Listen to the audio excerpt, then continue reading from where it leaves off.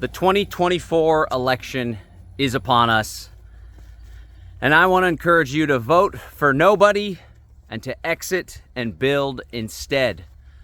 Look, I totally get it. It's a controversial stance. Once again, this is the most important election ever.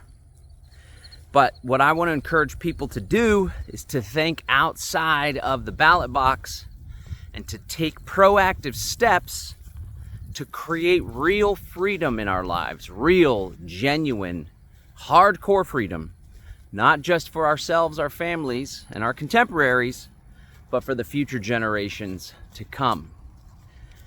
I am launching this Vote for Nobody campaign, Exit and Build Instead, and over the coming couple of weeks, I'm going to be making the case that politics is not the answer. In fact, politics leads us astray, gives us false hope, and ultimately distracts us from the real prize, which isn't slightly more tolerable government. Rather, it's genuine freedom, living a life according to our own values, where the government can't come and crush us any moment of any day. Now, that's going to take work in order to pull that off, I should say. There's our pond project in the background. So, I get that a lot of people that are watching this, a lot of people that are in our freedom community are going to be voting for Trump. And some people have accused me of having Trump derangement syndrome because I'm focusing on Trump. It's because most liberty people, libertarians, freedom movement, health freedom, conspiracy types aren't voting for Kamala. But they've been fooled into thinking that Trump's going to bring about major change. This is the last election. Both sides are saying it's the last election. If the other party gets elected, there's going to be no more elections. It's kind of weird.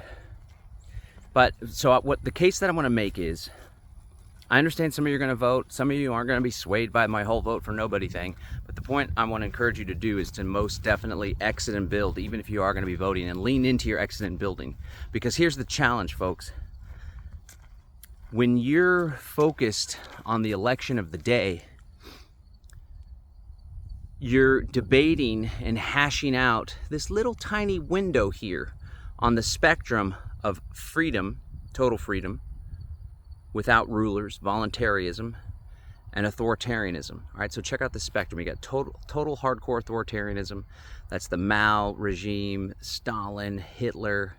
You got authoritarian China and North Korea in the modern era. And on the other side, you have agorism. That's market anarchism, free voluntary markets. All right, there hasn't been very many societies that have even gotten close to this. I know medieval Iceland, a handful of others. There's been smaller experiments with this. There's been neighborhoods. There's been intentional communities, right? But when you debate about Trump versus Kamala, the conversation's right here. Because whether Trump wins or Kamala wins, and I believe Trump will be slightly more tolerable government,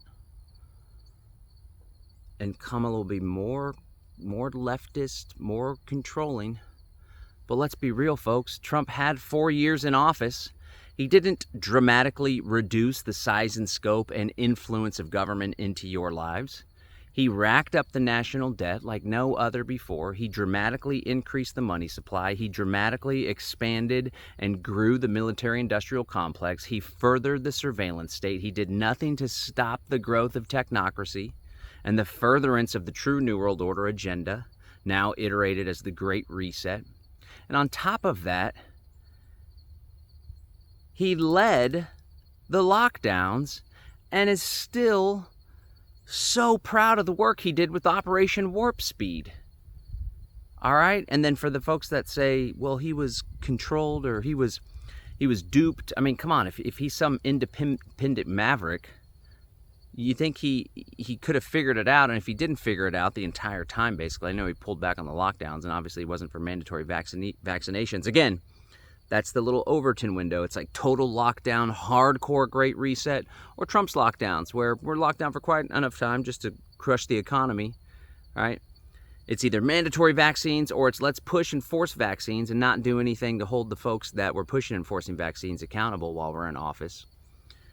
or push and really highly encourage. So again, I want to encourage people to break out of this Overton window and recognize that we're not looking for slightly more tolerable government. We're looking for dramatic change, because whether Kamala or Trump are going to be in office, the central banks are still going to print money endlessly. Neither one of them is debating about ending the Fed. There's still going to be massive expansionist military-industrial complex wars. The empire of bases aren't going to roll back. Trump's going to fund the war just as much. There's still going to be internal revenue service. Maybe you don't have taxes on tips, but there's still going to be massive amounts of your income being taken away. The conversation needs to shift, and I want to shift that conversation with this campaign that we're doing. So a lot of people are like, well, you're black-pilled.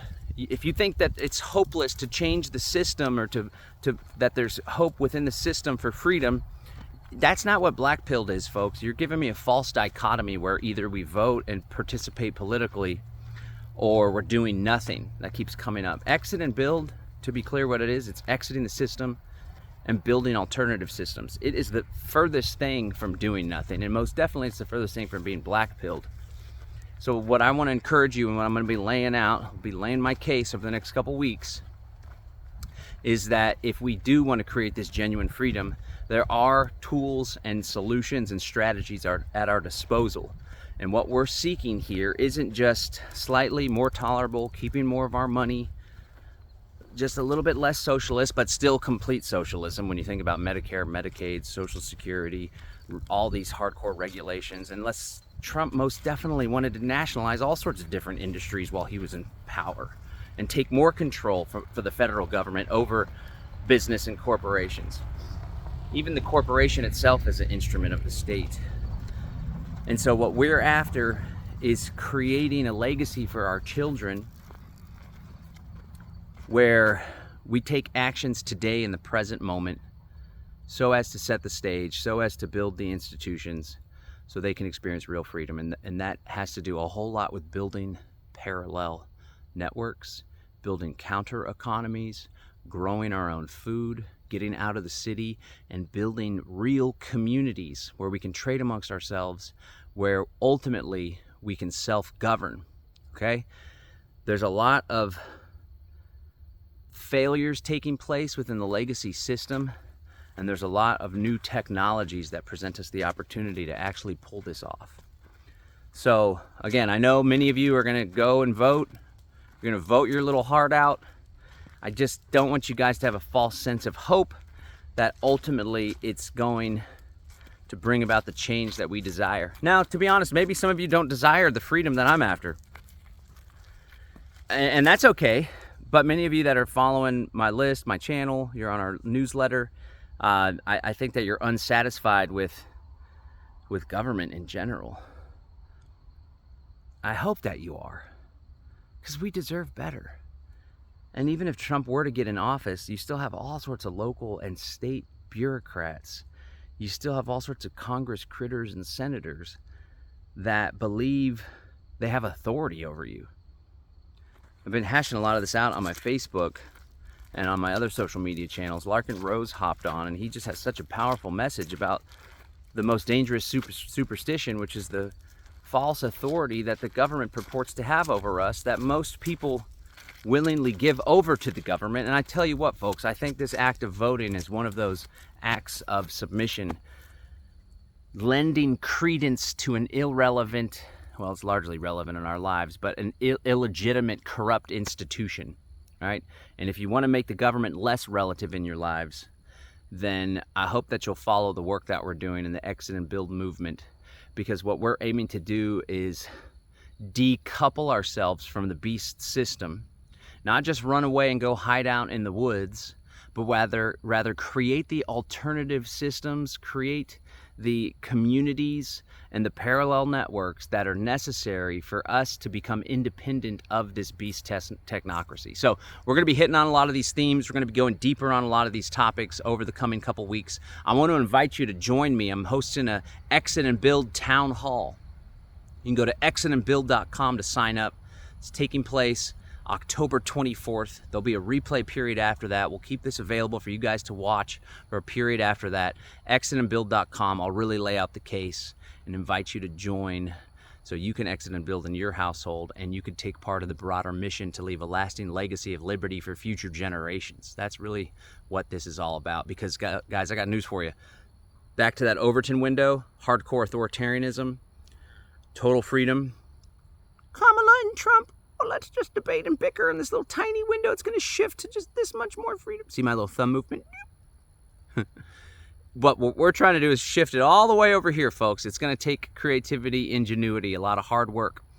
And the last point I want to make is, besides American politics, we're debating over these little issues: immigration, debt, military intervention, what's that all look like, spending, taxation, inflation.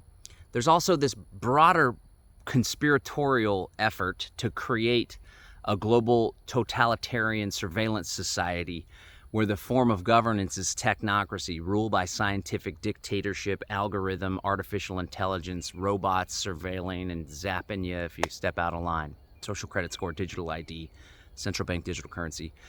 The trick that the predator class is able to pull off is that even if Trump gets in office, this agenda will still advance because the Bilderberg Group, big tech, the Peter Thiels of the world have already influenced and infected his campaign immensely. Trump, through his desire to push back on illegal immigration, has already pushed forward during his presidency and continuing to promote biometric tracking, visa entry systems, surveillance camera, drones all over the border, in and out of the country. That is going to expand. Central bank digital currencies will be straight up CBDCs under Kamala. Under Trump, they'll be dollar-based stable coins that'll still be controlled and centralized, and you can shut you out of your money and shut you out of your accounts just the same because it's not decentralized. It's something we all need to be aware of. I'm going to be making the case that we shouldn't even be voting and lending credence to this system. But I get it. Some of you guys are going to go run off and vote. You feel like it's the patriotic thing to do and you have your duty because this could be the last election ever or whatever. No disrespect. I get it. But what I really want to urge you to do is double down on your efforts to exit and build, because ultimately that is the only thing that's going to bring about real change. Take us out of this little tiny conversation that the government and the predator class wants us to be having, and help us to shift the Overton window towards total freedom, not just for us, but for future generations to come. Again, it's going down, exitandbuild.com, exitandbuild.com, October 24th, the Exit and Build Town Hall. It's totally free to sign up. I hope you'll join us. Peace, guys.